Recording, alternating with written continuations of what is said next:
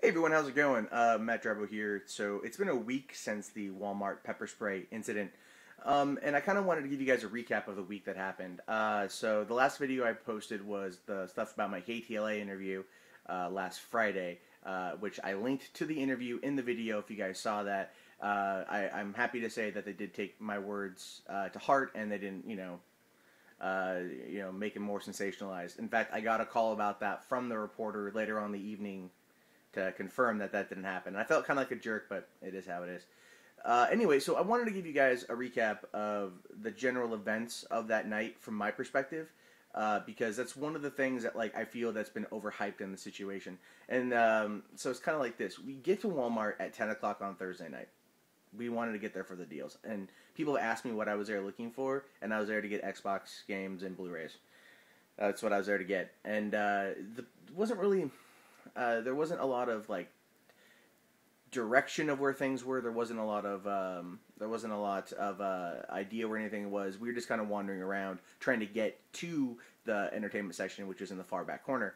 And that's when we came across to see of people that were fighting over the kiosk of Xbox games. I mean, they're shredding this stuff apart. You've seen other videos, I'm sure, of other Walmarts having the same issue, where people they dive into the cardboard kiosks and they just tear them apart. Same thing happened here.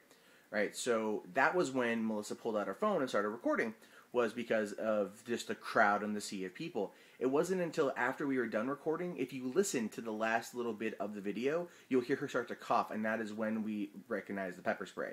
So look again at the video. If we were away from the blast zone, right, but we were not affected by the pepper spray until about a minute or so later. So how is it that all these people were getting affected by pepper spray when we were right there and no one was screaming, no one was crying? So that's another thing I don't get, is I've seen videos of people inside crying, but there was nothing like that there. So that's what I don't know if I missed that or if it happened later or whatever, but I honestly don't feel that it was as big of a deal as the media is making it out to be.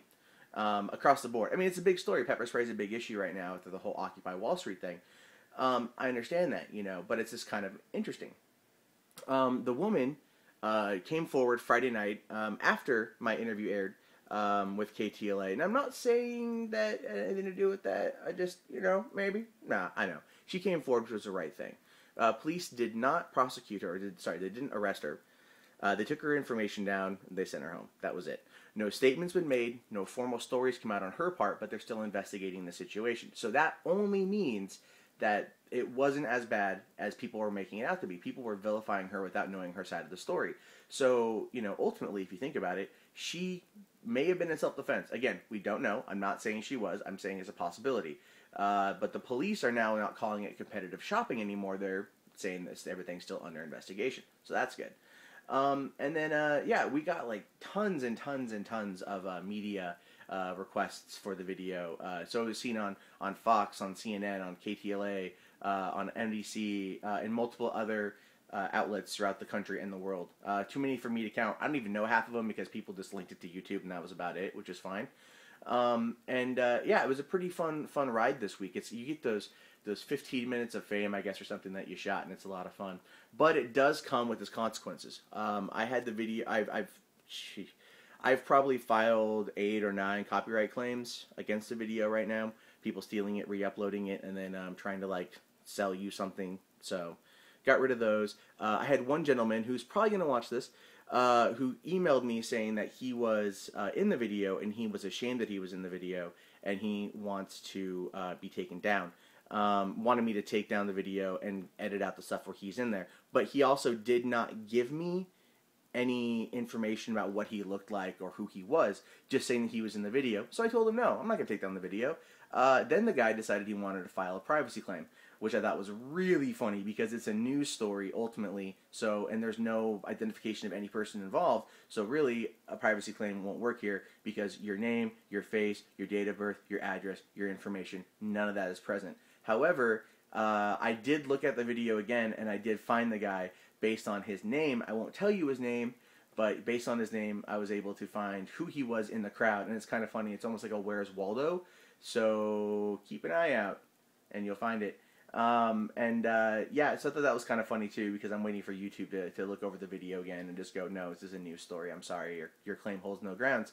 And then other than that, it's just been a lot of comments this week, trying to keep with the comments. I gotta ask though, like, really, what is up with all the racism, guys? Like, what's up with all the racism? You know, it's not. That's the thing that's been bothering me about this video too. Is everyone's like, oh, it's just, you know, blacks and Mexicans, and that's ruining the country, and it's kind of like, okay, this particular, okay, for those of you who don't know, in LA, there's like 3 Walmarts, right? 3 or 4 Walmarts. There's not many of them. Okay, there's in the Valley, in San Fernando Valley, there's 2. There's one in Panorama City and there's one in Porter Ranch. Panorama City is like middle of the valley, right? But it's in kind of a ghetto area, and if you look on their Yelp page, they even make mention of roving gangs in the parking lot, so people don't ever want to go there, right? But the Porter Ranch one is in a nice, rich, basically white neighborhood, right? Not that I'm not saying anything about that. I'm saying this kind of with the area. So a lot of people go there because it's a nicer area. And the fact that Walmart didn't close its doors on Black Friday is another thing too. On Thanksgiving, they didn't close their doors. It was a company mandate to not close the doors whatsoever. So what were they supposed to do? You know, people just got inside and they just crowded around the areas that they wanted. They created volatile powder keg, and that is exactly what happened. So, you know, it's like you can't really blame the people. I say blame Walmart for their design and how they set the whole thing up. That to me feels more like the people who should be blamed for the situation, not people trying to get a good deal on a shopping day. I mean, yeah, granted, their actions were not good, not right at all, and they should not have done any of that. But ultimately, you really can't, like, you know, fault them for wanting to get a good deal. I mean, those are some pretty solid deals. A 250 gig Xbox, you know, for $200.